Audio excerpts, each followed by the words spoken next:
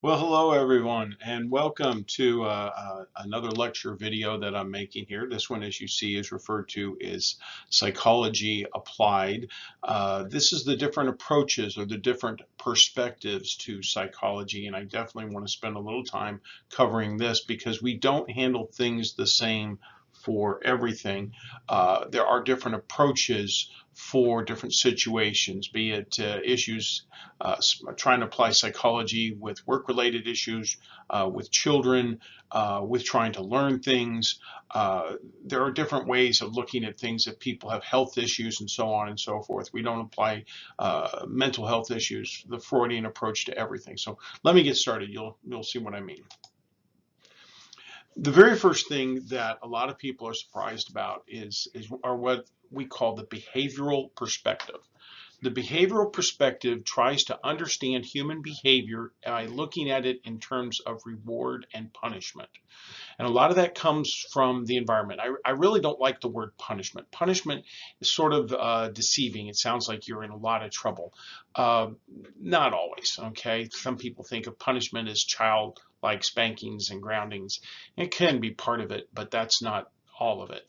For example, someone turns around and wears a new outfit to school, and do your friends turn around, your close friends turn around and say, hey, that looks really nice, boy, that is something?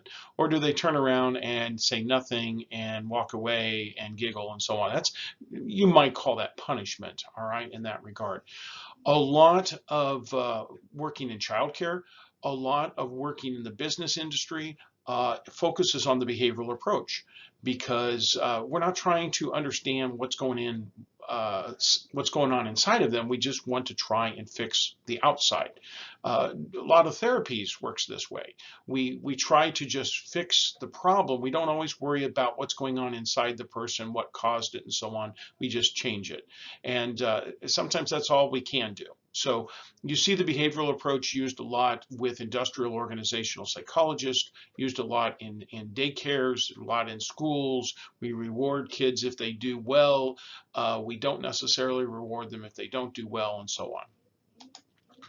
The biological approach views human behavior in terms of biological changes within the body, okay, neurological changes, structures in the body and the brain, especially, and how they work and how they don't work, and things like that, if they're functioning properly. You see a lot of experimental psychologists, a lot of psychiatrists, to understand abnormal behavior. A lot of psychiatrists, they may do blood work, they may look at what's going on inside the body to try and explain outward behavior. Okay, experimental psychologists try to understand changes in things based on what's going on biologically on the inside and stuff like that. The cognitive approach basically looks at behavior by looking at, and pay attention, conscious thoughts and feelings. The cognitive approach looks at conscious thoughts and feelings and tries to interpret them. And what are they trying to tell you?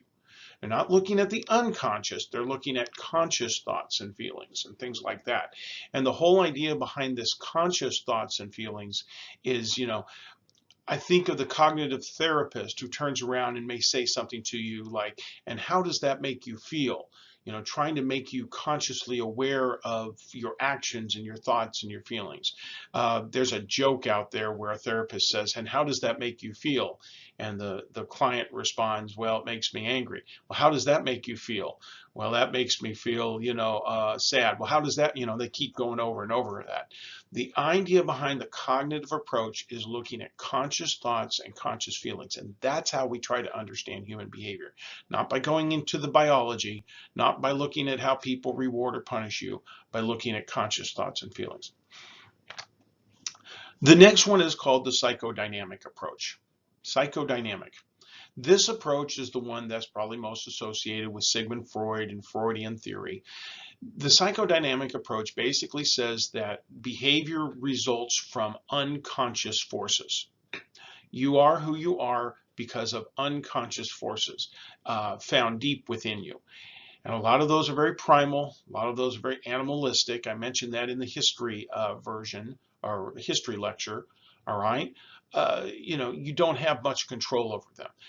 And a lot of clinicians may do this to try and understand certain behavior. They may use hypnosis as a way of getting to a person's unconscious, to better understand what's going on deep within them, and so on and so forth.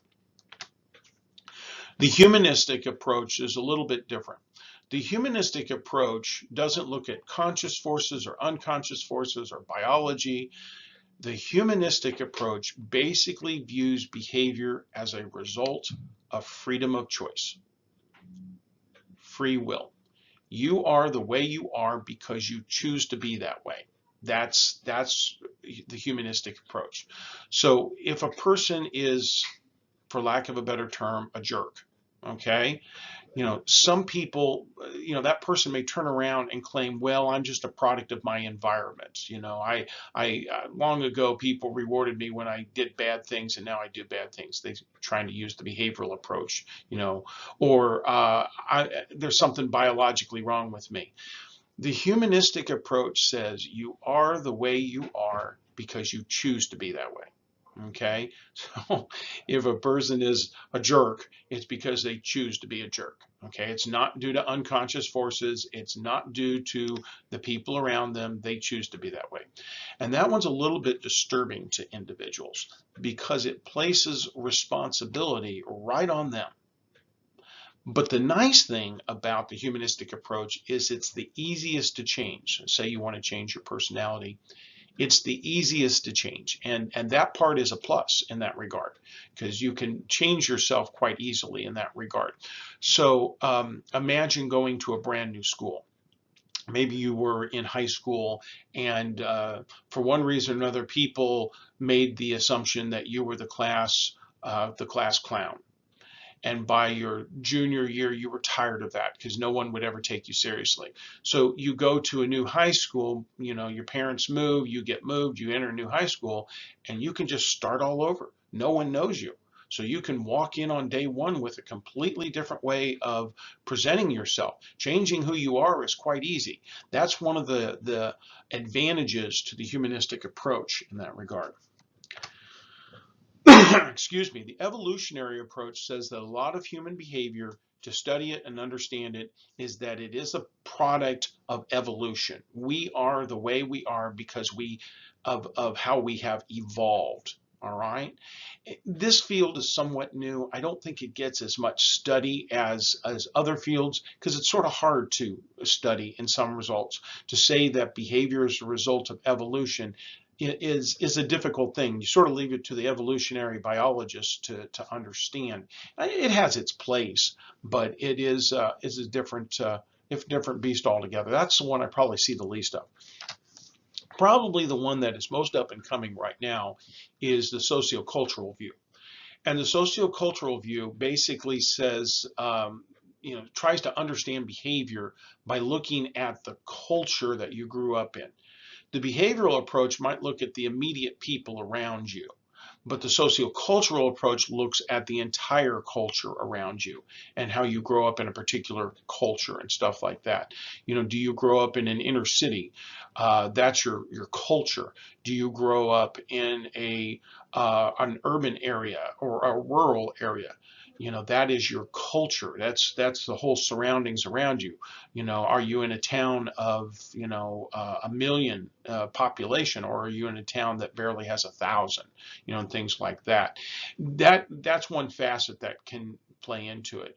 Religion, political beliefs, also even geography can come into play in the sociocultural viewpoint in that regard. In fact, I have an example here. Several years ago, I had the chance to travel to Saudi Arabia, and more specifically to the country of Bahrain. They pronounce it Bahrain. And I was able to teach over there for a while. And one of the things I saw a lot of the women wearing were what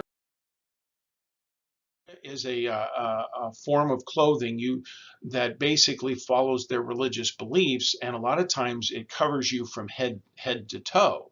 A lot of the burqas are designed so that they cover the face. Maybe all you can see of a woman is her eyes. You may not even be able to see much of her at all because she's covered in this burqa, which is almost, and I mean no disrespect, like a large sheet that wraps them up.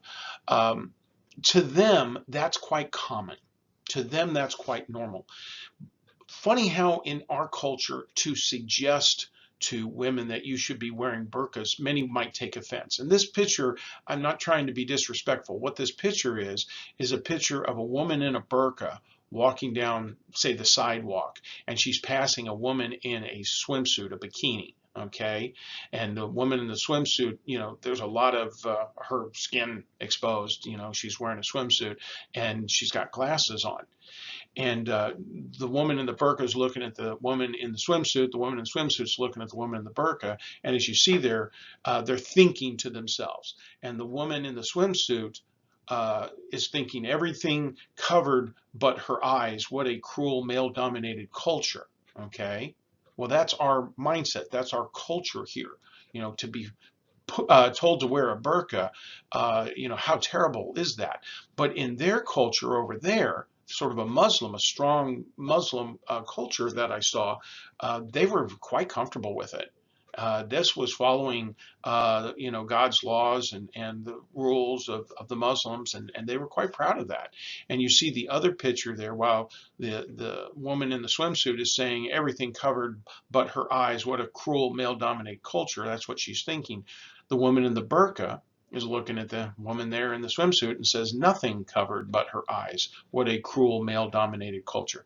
It's all sociocultural in that regard. It really, truly is. And it says a lot about how we tend to develop in that regard. So those are some of the different approaches. Let me back up here just a little bit if I can.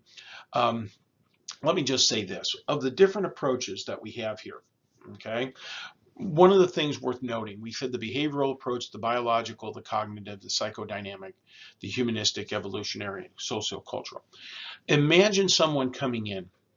Imagine someone coming in who is suffering from depression. Okay, comes to see a clinical psychologist and is suffering from depression. Someone with a strong behavioral approach perspective might look at what's going on in their lives, their immediate people around them. Are they rewarding them? Are they punishing them? Are they making them feel bad? And so on. The biological approach to treating depression might be to have them go through a full physical and see what's going on physically within inside them. The cognitive approach would look at cognitive thoughts and feelings. What are you thinking right now? We see that a lot with individuals who think irrationally. They think, my spouse has divorced me, and look at me, I'm in my 50s or 60s, no one will ever love me. And it's their thinking. The psychodynamic approach tries to get into the unconscious to understand their depression and so on and so forth. And you can keep going. So all these different approaches to address the same thing.